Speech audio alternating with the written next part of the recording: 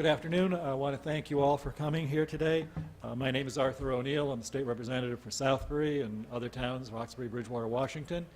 And the reason I'm holding this event is, along with my colleagues that you see on either side of me, is that we are supportive of Connecticut's law known as the risk warrant law, which has been on the books since 1999 and which is designed to deal with situations such as the one that occurred in Florida, where an individual who is rather unstable emotionally or mentally and who has access to firearms and whose behavior is fairly well known to a large number of people commits a horrendous act of violence. Our law arose out of the situation at the Connecticut State Lottery in 1998, where an employee at the lottery who had firearms and who also had mental issues and which were known to his co-workers and others, came to work one day, shot 4 people, and then committed suicide, murdered 4 people, and then committed suicide. In response to that, and in an effort to try to address that specific aspect of the problem of violence in our society, we adopted the risk warrant law. This law has been adopted, or some version of it, in 4 other states, California, Oregon, Washington, and the state of Indiana, as I understand it, have adopted some version of this. And what our law does, and being the first one, I think it still is the best one in terms of the safeguards for both individuals who are the owners of firearms as well as potential victims of the owners of firearms who are concerned about someone's behaving very erratically and behaving in a potentially threatening and intimidating or a way that's dangerous for themselves or other people. So our law, which, as I said, has been on the books since 1999, has been thoroughly litigated. It's been deemed to be constitutional, and it has proven to be effective in separating people who are likely, we believe, to commit acts of violence from firearms, which would enable them to make those acts of violence far more deadly. The situation, as far as I know, in looking at all the statistics and information, that we have never had a case where an individual, after they had their firearms seized or after a warrant had been issued, has acted violently right after that. We have had lots of cases, about 150, 175 cases a year for the last 5 years. We've had in excess of 1,500 cases across the time that we've had this law in the books. We've never had any of really bad results, as far as I'm able to determine, based on this law. And I believe that this law has probably saved dozens, perhaps hundreds of lives of people, because we've prevented situations such as the one that occurred in Florida. Unfortunately, and one of the reasons for this press conference here today is far too few people are aware of the existence of this law.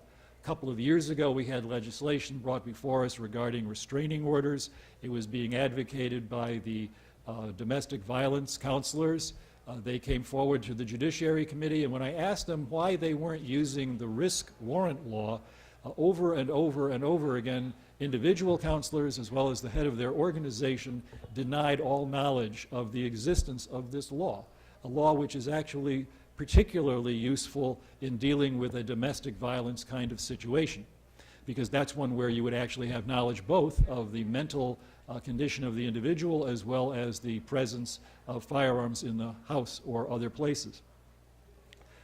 Even in the second year when that legislation was brought to us a second time, it seemed like there was a lack of understanding about the availability of the law, how it would work, and whether it could be used by people who were concerned about domestic violence issues.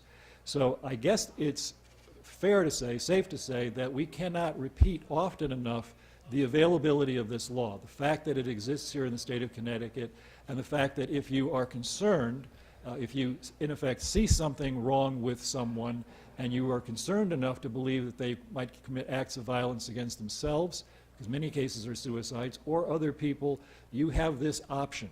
You contact the police, they conduct an investigation, they determine whether there is probable cause, they seek a warrant from a judge looks at the evidence that's presented with the same eye that's applied to a search warrant or an arrest warrant to determine whether or not there is justification for taking away someone's liberty or someone's freedom or someone's property, in this case of a firearm, and intruding into their lives. makes that same kind of decision and issues the warrant, or chooses not to issue the warrant if they believe there is insufficient evidence to support it. And there have been cases like that where that determination has been made. So this law will save lives. Now, what I'm going to do is send a letter to my colleagues in the other 45 states who do not have this kind of a law on the books. There appears to have been no action at the federal level to encourage this kind of law. There may have been something back in 2014. It's a bit vague, a piece of proposed legislation that Senator Blumenthal put forward that had something to do, it looks like, more seizing firearms after someone has been arrested, not dealing with this situation where we have a threat of violence and a threat to people's lives that could be addressed. So as far as I can tell, there's nothing being done at the federal level on this issue, and it would be difficult for the federal government to deal with this issue, since what we call for in our statute is that you contact a prosecutor or a police officer and have them conduct the investigation. Those are far more accessible to most citizens in most states than would be a federal law enforcement officer. I know how to get my local police very easily. I don't think I know exactly where I would find the FBI if I needed to get a hold of one right now. Or would I necessarily know how to get a hold of a federal prosecutor if I needed one right now. But what the federal government could conceivably do, I suppose, is try to encourage the states, as they do with so many things, by offering some additional funding for the implementation of this kind of legislation. But right now, what I'm asking is that the other 45 states give serious consideration to adopting this kind of law. And of course, the state of Florida is one where I believe that this really should be part of their conversation. This situation that occurred there seems to be very, very similar to the kind of thing we were thinking of when we adopted this law back in 1999. And I remember being part of the team that did a lot of the drafting on this and being one of the advocates of this law when it was being debated on the floor of the House of Representatives. There were people who were opposed. They were concerned about constitutional rights. But this piece of legislation was very carefully crafted to protect constitutional rights of the individual who's the possessor of firearms, and at the same time provide us with a way to deal with a problem that is a real threat. And over again we see episodes where there is an incident where firearms are used, there are shootings, people are wounded or killed, and after it's all over with, people say there were plenty of warning signs if only someone had done something to call the police or call the prosecutor. Essentially, they saw something, but they didn't say anything to anyone that could have helped prevent that kind of a situation. No law is a panacea. We had Sandy Hook after this law was adopted. We had the incident in Oxford where the woman was shot by her estranged husband while she was waiting for a restraining order.